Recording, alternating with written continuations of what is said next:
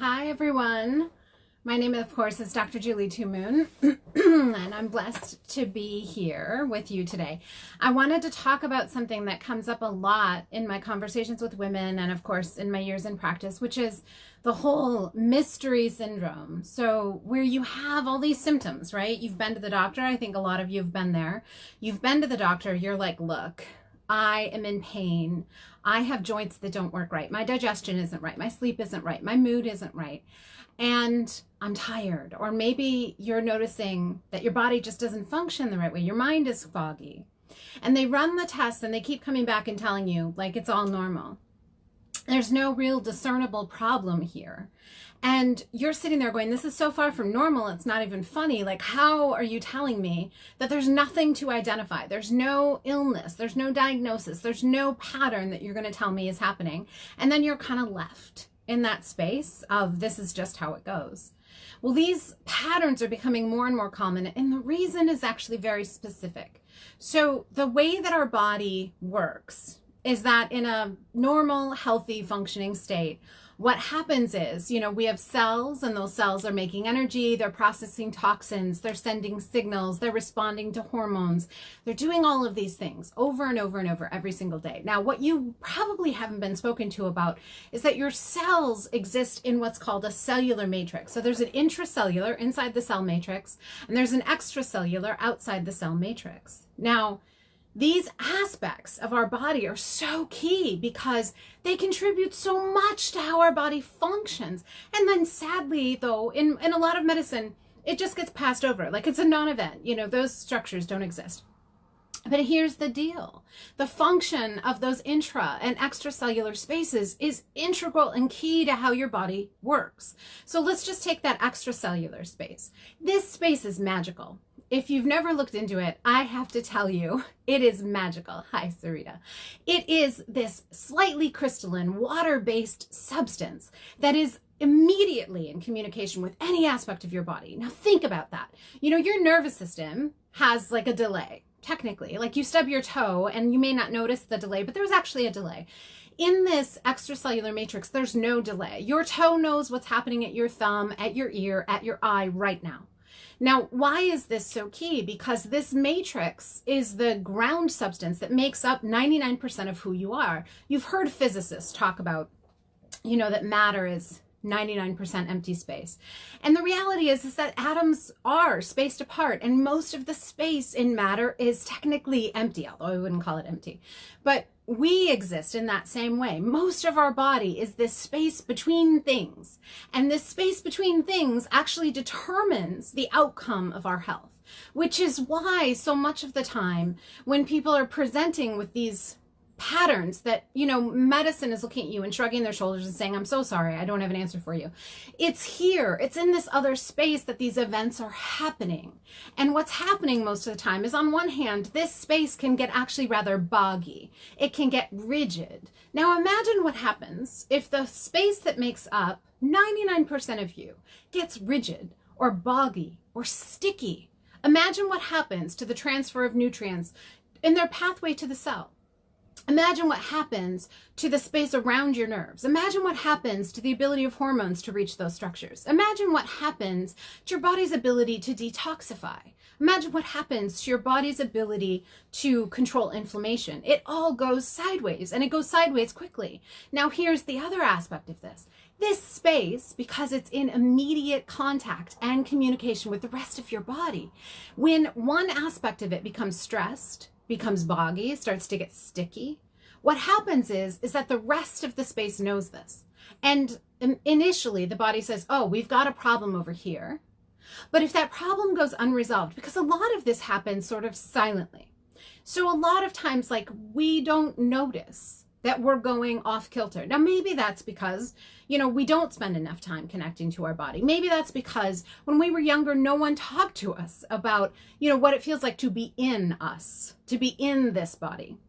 Maybe that's because along the way, we're not taught to feel our feelings. And sometimes those stuckness places start with anger and fear and sadness and, rage and anxiety and feelings of lack of worth that get stuck in the body. Maybe it's all of those things and more. Maybe it's because the subtle creeping in of foods that aren't ideal for us. That creates stuckness in that pattern.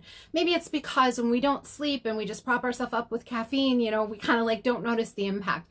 There's all these things. Maybe it's also because the worse we feel, that, the tendency is for our body to rise up and say, my gosh, she's got stuff to do. And so stress hormones get produced in massive quantities.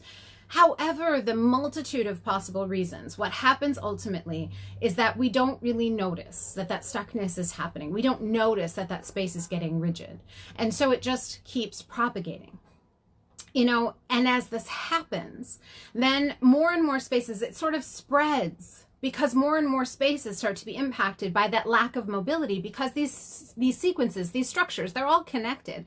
So if I have lack of movement in my right leg, let's just say, if there's part of my right leg that has lack of movement, well, initially it doesn't affect my left arm or my heart or my lungs, but the longer that it happens, what you need to understand is that there's this beautiful dynamic interconnectedness in the movement between structures in the body. So the longer that stasis stays there, the more then that energy, that movement, that life force can't move through that area. Well, then over time, that does start to impact the organ structures. That starts to impact the cellular structures. Suddenly the lymph is involved. Now we've got all this other involvement that may have started with, oh, that stasis in my right leg.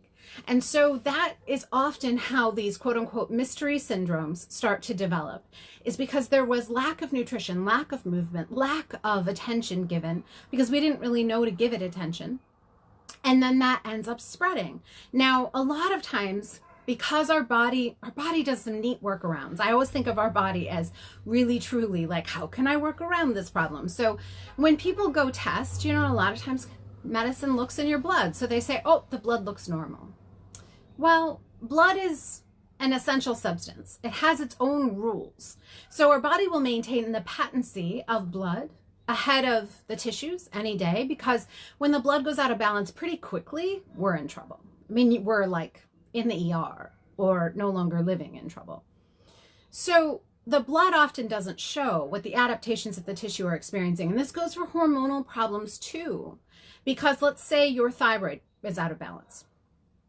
The gland itself may be producing enough hormone, and maybe they check that and they say to you, no, your gland is fine. It's not a thyroid problem.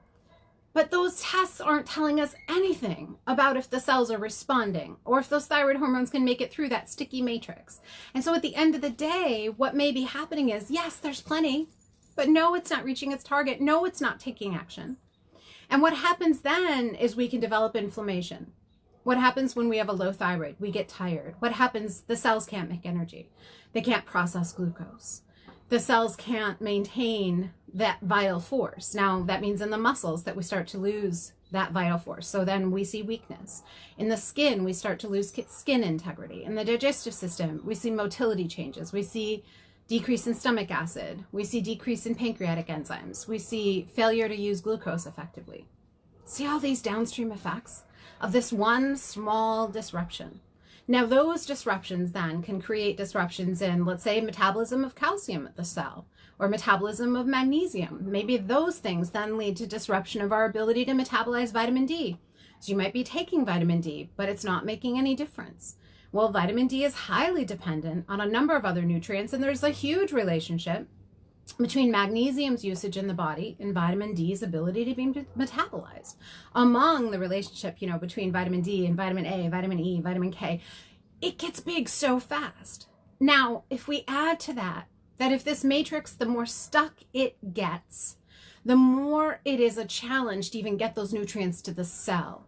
So then we can be in the position where we're taking all those quote unquote great nutrients, but they can't reach the cells. So the cells are starving, even though you're putting them in, which is why ultimately, when we look at those mystery patterns, we cannot really get stuck looking at the surface. And this is, I think, why a lot of people stay sick for so long, is that sadly, in a lot of medicine, both conventional and alternative, the viewpoint is too surface. It's really looking at something that isn't the problem and keeps looking there. Or maybe they try to blame it. It's like, oh, this whole problem is Candida. I can't tell you the number of times I've heard that. And here's the problem with that thinking. Candida will only find a happy place if the terrain is disrupted to allow it to flourish. It still goes back to this idea of the terrain. Think about a swamp. You know, Candida is a fungus. So if your extracellular spaces, if your intracellular spaces, if they're boggy and damp and stuck, well, of course they're going to be good terrain for a fungus. It's going to love living there. You don't starve the fungus out, which is a horrible proposition. I've seen that ruin people's health. You have to change the terrain, and then suddenly it's like having drained the swamp. Well, now there's no fungus because it's not damp. It's not a good place to live. And that's how health needs to be approached. And this is the key behind, you know, mystery syndromes, or any time that you're in that position where you're saying, look, this isn't right. This is not how I'm supposed to feel. This is not how I'm supposed to have my experience of life be. And people are looking at you saying, well, gosh, I just don't know. If they're saying, gosh, I just don't know, I can translate that for you. It doesn't fall within, you know, the paradigm of how the body is viewed in their eyes, and that's okay. We all learn different things. We all have different specialties. We all have different, you know, means that we're attracted to. But the reality is if the terrain can be adjusted, which it can be. So the way we adjust the terrain is first by making sure that we understand where we're supposed to be putting the emphasis. It can't be every piece of emphasis right from the beginning. So maybe in some places we have to start by toning down the aggravation to the nervous system. Maybe in other people we have to open up those organs of drainage. We have to open up the liver. We have to nourish and open up the kidneys so that your body has a pathway to exit. Because if there's no pathway, there's no resolution. Maybe it's about the gut. Maybe the gut needs to be helped so that it can finally relax and those tissue structures can start to heal so that you can actually start to absorb what's happening. Maybe it's your blood is too viscous. Maybe it's that your cells can't respond because you're stuck in the stress state. These are all things that have to be assessed and then appropriate action taken for where the biggest impact is happening right now.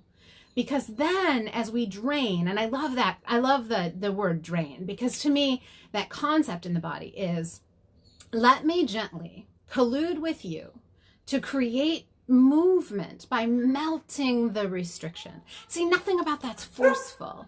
We then aren't stuck in a state we're trying to pound anything into submission. We're not trying to force the body, circumvent its wisdom. It's going, oh, body has wisdom. Let me partner with the wisdom and create change in a way that allows for resolution and return of vitality so that then the terrain will shift into the balance of that vital state. And then what will happen as far as that goes is, oh, look, Candida can't live here anymore. Oh, look, the adrenal glands are happy. Oh, look, the cells are responding to thyroid. Oh, look, because of that, this is no longer boggy and the inflammation is leaving. This is how we address mystery syndromes. If you notice, nowhere in there was it the diagnosis is, because the reality is that for most conditions in the body, the diagnosis ends up being a little bit irrelevant. And I say that because you can have, you can have 10 people in a room that have arthritis or that have chronic fatigue syndrome. And there's going to be 10 different combinations of reasons why they ended up in that position. It's not going to be, aha, everybody who has this condition has this problem. It's not always Epstein-Barr. It's not always, some other chronic infection. Maybe those are components, but it's not always going to be there. And this is what's so key, is that when we partner with the body, we're not stuck on the diagnosis. We're not stuck on it has to be this one thing. We are looking at this whole person who has emotions and feelings and beliefs. They have a past history. They've encountered traumas. They've been exposed to different toxins. They've had, they had different inherited patterns, and we're taking it all into account. And that's why the mystery syndromes don't pose the same challenge as to, that paradigm where it has to be one rigid set of parameters that creates the diagnosis and that's it.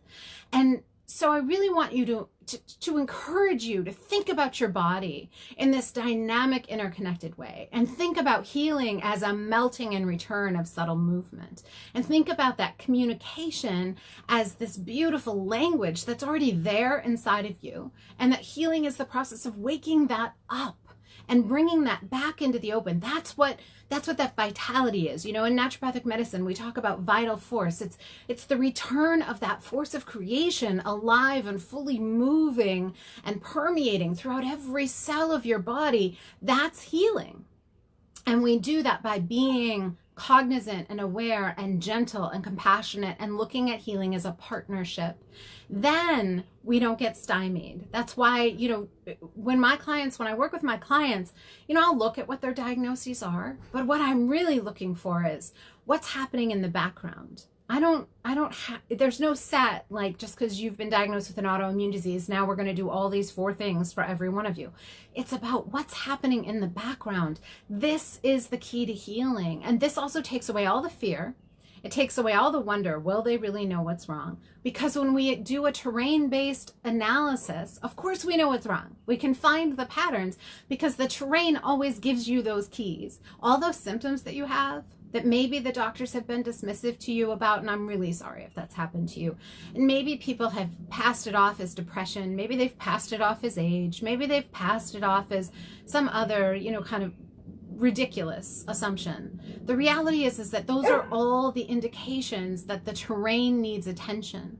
Those are all beautiful clues as to what needs to happen next. And it is possible. And you are worth it. And you can have your healing. It is yours. You can reclaim that vitality and that birthright and live in that space and go celebrate it in all the ways that you really want to. I encourage you just to sit with that. Really connect with that.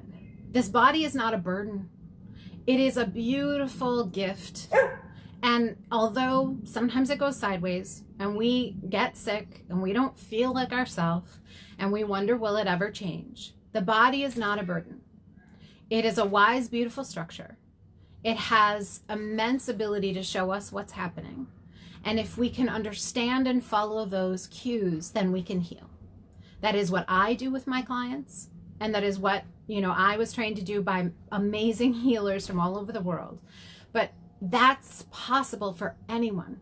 There's healing that is possible for anyone.